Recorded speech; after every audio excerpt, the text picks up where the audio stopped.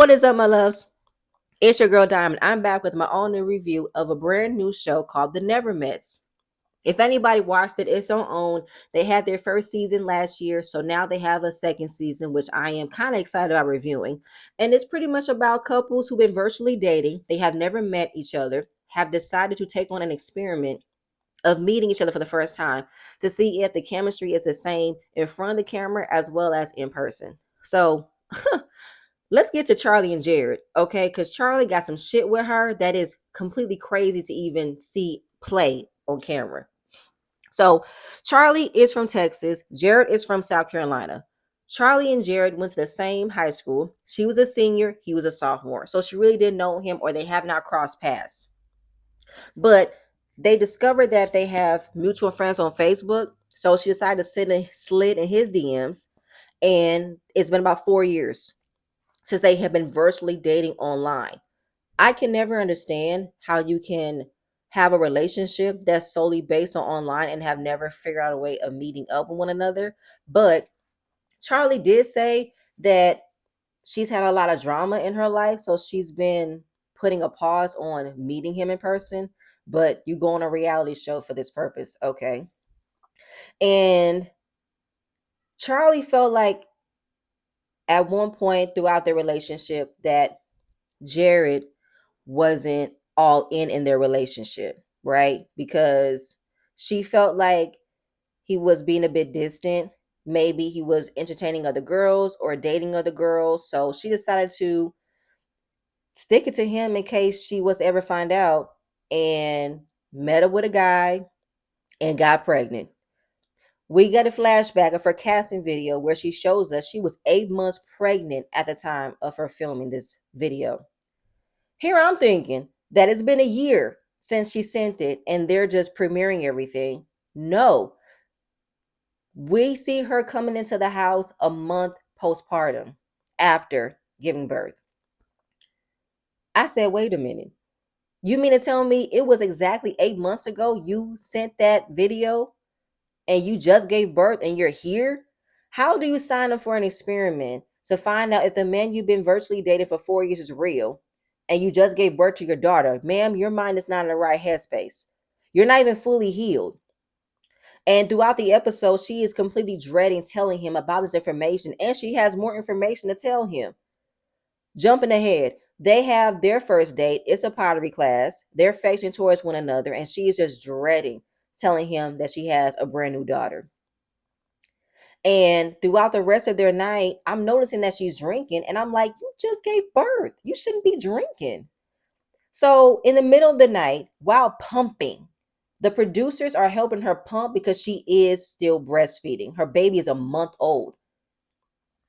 So she has something to tell him. So she tells him about what he already knows. He knows she has a 12-year-old daughter, but she also has two additional children that are 7 and 8, and a brand new month-old daughter.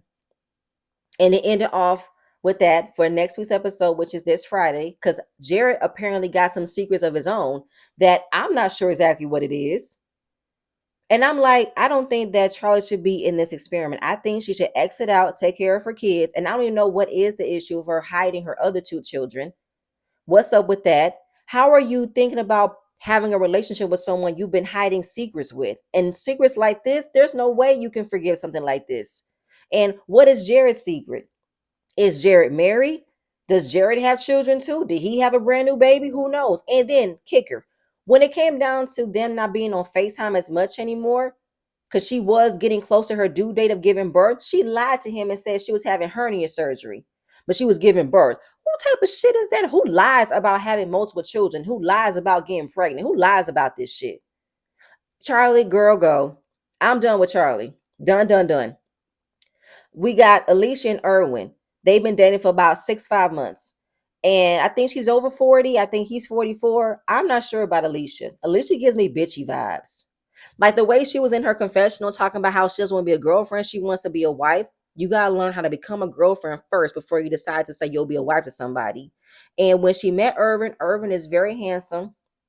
He had a dance lesson set up. He is of the Haitian culture, so he wanted to teach her Pacific dance. It was a very up close and personal dance, so she was uncomfortable with being touched. But then she let him lead, and then she ended up becoming more comfortable. But I didn't like the way she was hesitant in the beginning, because how do you go for talking to somebody for 5 months and you're building chemistry, you're getting to know that person, and then when you meet them, you get all shy, all reserved. You don't want to be touched. I understand some people have a preference of not being physical so soon, but really the distance between y'all did not build up the distance, build up the want and desire to be touchy feely, because Irwin was definitely showing his affection with Alicia, and she was just putting up a guard every time.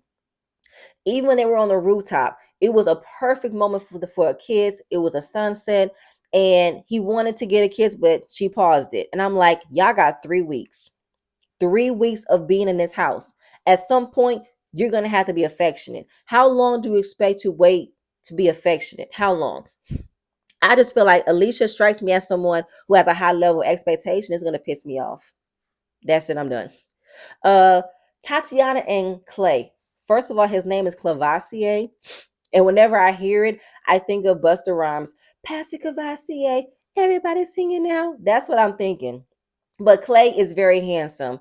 He has a nice set of teeth, everything. Tatiana is super cute. They've been virtually dating for 8 months. Their first date was horseback riding because she loves the outdoors, she loves animals. It was a very cute moment. And I think they'll be a very cute couple. And I do love the fact that majority of the men were very affectionate towards the women that they were in a virtual relationship with. I love it. I can't think of anything else about them because they didn't have any problems for me. I think it's still the hesitation of being physical as of yet, because Tatiana is a single mom. So she's trying to be patient with seeing if this can work. I mean, it's been 8 months, but I can understand. But moving on from there, we got Alexis and Chris. They have been virtually dating for a year. So I think this couple is going to be a problem. Alexis is a woman over 40. I think she's at 45 or 45. Either way, she's in her mid 40s.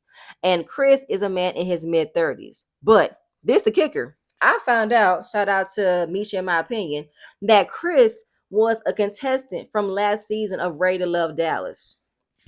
So I'm already seeing the setup that he obviously is still trying to be relevant on reality TV. He is still looking for a next check, and Alexis is willing to be a part of the foolishness.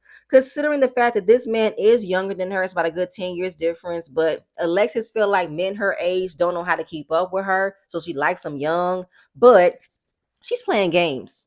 So when she first see Chris in a picture, she didn't like the way he was caught licking his lips, but they kept talking. Then she asked him to send her a dick pic. He sent it. She was like, okay. You weren't turned off from him from a photo. You was already willing to see what that dick do. And if he was going to be willing to show you what that dick do. And then down the line of their courtship, Chris started to get involved with another woman, but still wanted to make things right with Alexis, because in their video calls, he said, I'm trying to get out of the doghouse. So she got mad at him for getting involved with another woman while still being with her. And now on this show, she's expecting for him to fix things. Now I find it mighty convenient that when he set up their first date, which is a beach picnic, very cute, she expected a public apology from him. And I got annoyed. I'm like, what apology from him? I said, oh, okay. You want him to apologize for getting involved with another woman while being with you. But again, I found it mighty funny that when you guys got selected of being a part of this show, he wants to be seen as trying to get back into your good graces. He wants to be, shown, I want to fix things. I want to make sure it's all right with her. Yeah, no. It's giving us that production set this up to come us with the bullshit. Like, that's how it's given to me. And I think that Alexis, I think she comes off a bit strong. When I mean strong, I mean she's very pushy. You know what I'm saying? Like, obviously she don't take no punches, but her energy is a bit strong for me. Moving on from there. We got Kiki and Brandon. They have been virtually dating for 4 years. First of all, Kiki is so cute. Okay, so cute.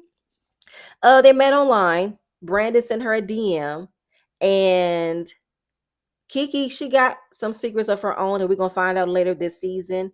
But Brandon is extremely handsome and extremely attractive. He has a preference of dating plus size women,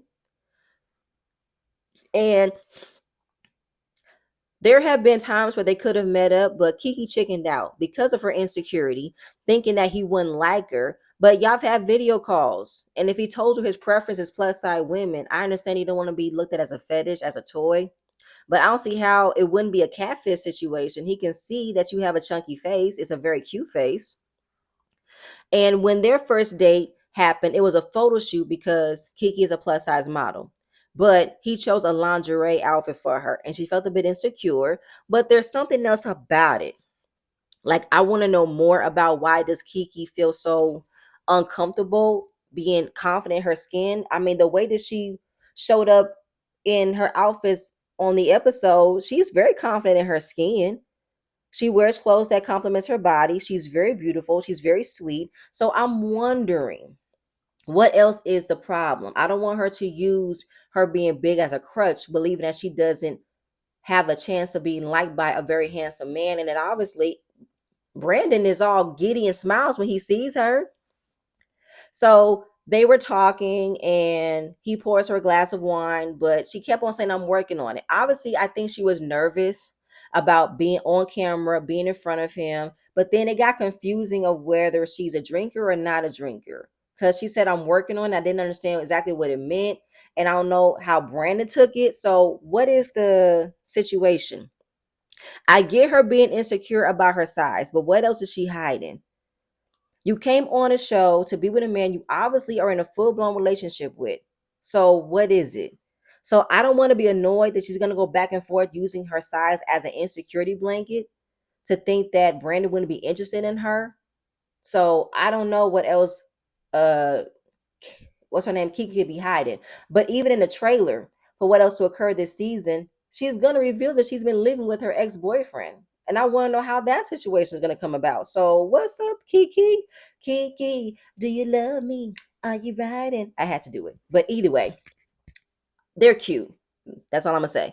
Moving on. We got Brittany and Ty. They've been dating for 3 months. I think Brittany's from Texas and he's from LA.